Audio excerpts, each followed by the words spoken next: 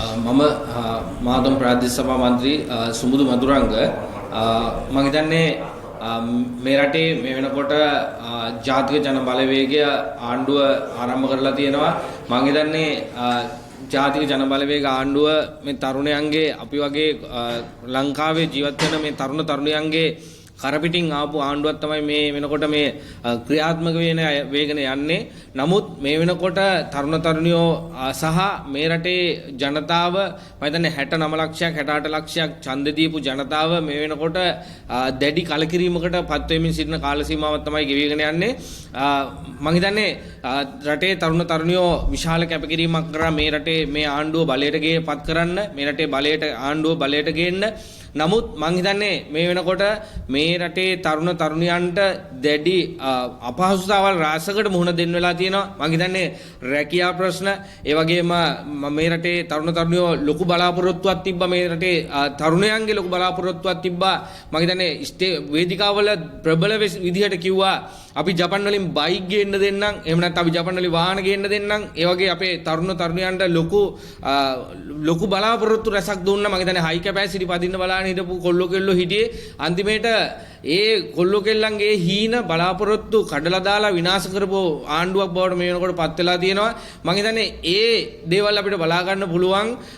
Facebook එකට ගියපුවාම මේ දවස්වල මම හිතන්නේ මැතිවරණයට කියන්නේ 2024 සැප්තැම්බර් 21 මැතිවරණයට කලින් දවසේ රාත්‍රිය වෙනකොට මේ Facebook එකේ තිබ්බේ තනිකරම අර හાર્ට් ලකුණ දාපු මේ පෝස්ට් වලට හાર્ට් ලකුණ දාපු අනුර කුමාර දිසානායක ජනාධිපතිතුමාගේ ඉඳලා ඒ ලොකු පිබිදීමක් තිබ්බ මොහොතක්. නමුත් මේ වෙනකොට මං හිතන්නේ Facebook එකේ ආණ්ඩුවේ පෝස්ට් එකක් ආණ්ඩුවේ ඡායාරූපයක් දාපු ගමන් වැඩිපුරම වැටලා තියෙන හාරයක්. ඉතින් ඒ නිසා මේ ආණ්ඩුවේ බැහැගෙන යන මට්ටම බලා ගන්න පුළුවන් හැකියාව තියෙනවා. ඉතින් ඒ නිසා මේ වෙනකොට ආණ්ඩුව ප්‍රබල ප්‍රශ්න ගොඩකට ජනතාව පත් කරලා තියෙනවා. මං හිතන්නේ ආණ්ඩුව මේ වෙනකොට ගල්ලංගුරු ප්‍රශ්නයක් ගල්ලංගුරු බලාගාරයේ ගැටලුවකට ඇති කරගෙන තියෙනවා, ඇති කරලා තියෙනවා. මං හිතන්නේ ආණ්ඩුවම තමයි කිව්වේ මේ හදිසි මිලදී ගැනීම වලදී මේ වංචාවල් රැසක් වෙන්න පුළුවන් කියන එක. ඉතින් ඒ නිසා නමුත් ඒ කට්ටිය මේ දේවල් කරන්න පෙළඹිලා තියෙනවා. මම හිතන්නේ අද වෙනකොට සංවර්ධන නිලධාරීන්ට එදා බලාපොරොත්තු දුන්න මේ රටේ ජනතාව අතරට ගිහිල්ලා ගමින් ගමට ගිහිල්ලා කිව්වා මේ සංවර්ධන නිලධාරීන්ට මේ ගුරු සේවයට අනියුක්ත කරන්න ඒ කට්ටිය කටයුතු කරනවා කියන. නමුත් අද වෙනකොට මේ මිනිස්සුන්ට ඒ සංවර්ධන නිලධාරීන්ට මම හිතන්නේ පාරේ බැහැලා ඒ සංවර්ධන නිලධාරීන්ට මාරාන්තික උපවාස වලට යොමු වෙන්න වෙලා තියෙනවා. මම හිතන්නේ ඊයේ දවසේදී කියනවා අපේ හර්ෂණ නානායක්කාර අමාත්‍යතුමා කියනවා මම දැක්ක නිවුස් වලට හර්ෂණ නානායක්කාර අමාත්‍යතුමා කියනවා මේ රටේ රජයේ සේවකයෝ අර ගෙදරට වෙලා ඉන්නවට රජයේ සේවකට ආපු අපේ අම්මත් කිව්වා කියලා මම දැක්ක ලස්සන කතාවක් කියනවා. අර රජයේ සේවයට රජයේ සේවකයෝ ඇවිල්ලා තියෙන්නේ නිකන් අර වැඩක් නැතුවට කරන්න දෙයක් නැතුවට වගේ කියන කතාවක්. මම හිතන්නේ රට හදන්න රටට ආදරය කරන්න ආපු පිරිසක් නැහැ කියන එක. මම හිතන්නේ රජයේ සේවකයන්ගේ සහ තරුණයන්ගේ කරමිටින් තමයි මේ ආණ්ඩුව බලයට පත් උනේ. මම හිතන්නේ මේ දේවල් අමතක කරලා මේ රජයේ සේවකයන්ට මේ විදියට කතා කරනවා, මේ විදියට රජයේ සේවකයෝ අර විදියට අන්ත අසරණ විදියට මේ සංවර්ධන නිලධාරී නැත්තම් මේ ප්‍රාදේශීය ලේකම් කාර්යාලවල මේ ගුරුවරු තමයි වැඩිපුරම මේ ආණ්ඩුව බලයට පත් කරන්න කැපකිරීම කරේ. ඉතින් ඒ පිරිස අද වෙනකොට පාරට දාලා ඒ පිරිස පහත් කරලා කතා කරන මට්ටමට මේ ආණ්ඩුව පත් වෙලා තියෙනවා. මම හිතන්නේ වෛද්‍ය නිලධාරීන් ඊයේ දවසේ ඉඳලා වර්ජනයක් ආරම්භ කරලා තියෙනවා. මේ තමයි මේ රටේ මේ ආණ්ඩුව බලයට ගෙනව පිරිස. මම හිතන්නේ දැඩි කලකිරීමක් එක්ක තමයි මේ පිරිස ගැන ගිය සති දෙක පුරාවට මේ ආණ්ඩුව අලුත් නිවුස්ම වල එහෙම නැත්නම් අලුත් කාරණා වලට මිනිස්සුන්ගේ ඔළුව යොමු කරලා ඉවර වෙලා මේ රටේ මිනිස්සුන්ගේ ආර්ථික ප්‍රශ්න, මේ රටේ මිනිස්සුන්ට තියෙන ගැටලු අමතක කිරීම උත්සාහයක් දරනවා කියලා වෙලාවකට හිතෙන්න පුළුවන්. ඒකට හේතුව තමයි මම හිතන්නේ ගිය කාල සීමාවේ තුලාවටම ගෙනාව අපේ අධ්‍යාපන ප්‍රතිසංස්කරණ පනත. මේ අධ්‍යාපන ප්‍රතිසංස්කරණ පනත ගෙනල්ලා ඉවර වෙලා මිනිස්සුන්ගේ ඔළුව වෙනම පැත්තකට හැරෙව්වා. මම හිතන්නේ ආච්චිව 100ට අන්දලා 100ව ආච්චිට අන්දලා මේ අර විකෘති දේවල් ටිකක් එළියට ගෙනල්ලා මේ මිනිස්සුන්ගේ ආර්ථික ප්‍රශ්න ටික මම හිතන්නේ මොහොතකට අමතක කරන්න උත්සාහ කරවා දෝ කියලා හිතන වෙලාවකට.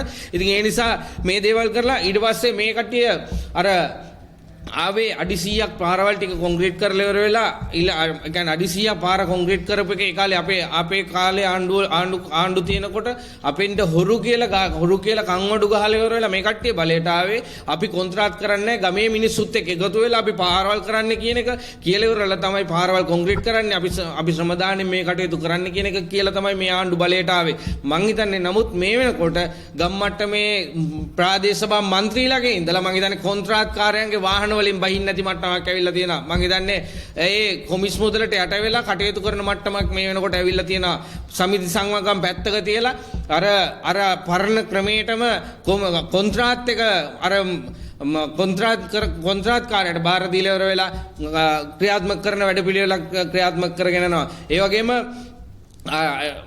වගේම අර මොනවාද අපේ කංජන විජේසේකර අමාත්‍යතුමාට අර්ධවස්වල අපිට දැඩි ලෙස ගැහුවා මම හිතන්නේ මේ ಖನಿಜ තෙල් ගැටලුව රුපියල් 160ක මුදලක් කමිෂන් එක විදියට ගියා කියලා කිව්වා මම හිතන්නේ පෙරේදා මේ තෙල් මිල සූත්‍රය අනුව ක්‍රියාත්මක වුණා ඒකෙදි රුපියල් 2ක මුදලක් තමයි මම හිතන්නේ මේ ජනතාවට සහන ලැබුණේ මම හිතන්නේ මේ ජනතාව මේ ආණ්ඩුව විසින් මේ ජනතාව දැඩි ලෙස නොමගිලා කියන්නේ ජනතාවට ලොකු බලාපොරොත්තු දීලා මේ ජනතාව ඊටාම අසරණ භාවයට මේ වෙනකොට පත් කරලා ඉන්නවා මං හිතන්නේ මේ ආණ්ඩුව අපේ කත්නෝරුවේ හාමුදුරුවෝ කියනවා වගේ හිතන දේ වෙන දේ හිතා ගන්න බෑ මොකද මේ අපේ කොල්ලෝ කෙල්ලෝ ටික එහෙම නැත්තම් මේ රටේ ජනතාව මේ ආණ්ඩු වෙනස් කරේ මේ ආණ්ඩු බලයට ගෙනාවේ මේ රටේ ජනතාවට බලාපොරොත්තුවක් එහෙම නැත්තම් ලස්සන රටක් හදන්න බලාගෙන නමුත් ඒ දේවල් වෙන්නේ නැති බව පෙනී යනවා ඉතින් අවුරුදු එකමාරක් කාල සීමාවක් වෙනකොට මේ ආණ්ඩුව බලයට පත් වෙලා ගිහිල්ලා තියෙනවා. ඉතින් ඒ නිසා බොහොම පරිස්සමින් කටයුතු කරන්න, තරුණයන්ගේ ජීවිතත් එක්ක සෙල්ලම් කරන්න.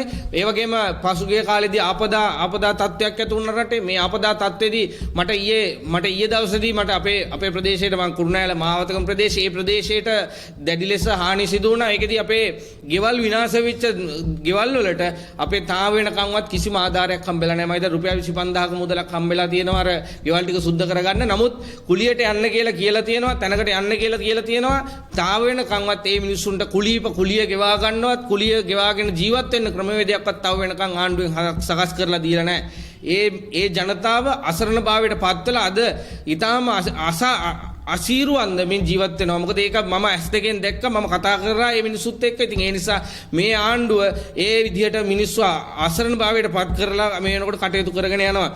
ඒ වගේම මම හිතන්නේ අනිද්ද දවසේදී හෝ ඉංගනද දවසේදී මේ රටේ අර කුලී පදනම මත කියලා අපේ පනතක් ගේන්න බලාපොරොත්තු වෙනවා මේ ආණ්ඩුව. ඉතින් මේ දේවල් ගෙනල්ලා මේ කුලී පදනම මත කියන මේ පනත ගෙනල්ලා ඉවර වෙලා මේ රටේ මිනිස්සුන්ට තවත් කුලියට නිවාස දෙන හරි කුලියට අපේ මොනවා හරි දේවල් කරන අපේ කීයක් හරි හොයාගන්න අපේ මිනිස්සු ටික තවත් අමාරුවේ දාලා ඒ හොයාගන්න මුදලත් අපේ නැති කරලා මේ රජය දැඩි ලෙස මිනිස්සුන්ව හුරා කන මට්ටමට පත් කරගෙන යනවා. ඉතින් ඒ නිසා හැමදාම නත්තල් තියෙන්නේ නැහැ. මං හිතන්නේ ආණ්ඩුවේ മന്ത്രിවරු ඇමතිවරු මේ වෙනකොට විශාල වශයෙන් වැඩි කරගෙන යනවා. මං හිතන්නේ අපේ විශාල වශයෙන් පොලිසියට අහුවීම් කිහිපයක් සිදු වෙලා තියෙනවා. ඉතින් ඒ නිසා මේ දේවල් වලදී මේ മന്ത്രിවරුන්ට මං හිතන්නේ අර හැමදාම නත්තල් තියෙන්නේ නැහැ. දැන් අර පහුගිය ආණ්ඩුව වලට දැන් වල කට්ටියට දැන් එන්නනවා වගේ ඔයාලටත් මං හිතන්නේ අවුරුදු 5න් පස්සේ අවුරුදු 2න් 3න් පස්සේ මං හිතන්නේ අවුරුදු 5ක් මේ ආණ්ඩුව යයි කියලා අවුරුදු 3-4ක් යනකොට මිනිස්සුම මේ ආණ්ඩුව පන්නන තත්ත්වයටපත් වෙනවා අනිවාර්යයෙන්ම. ඉතින් ඒ නිසා ඒ කාල සීමාව වෙනකොට අර දැන් නත්තල් කනකොට බොහොම පරිස්සමින් නත්තල් කන්න. මොකද ඒ කාලෙදී කාබු නත්තල් වලට විඳවන්න වෙයි.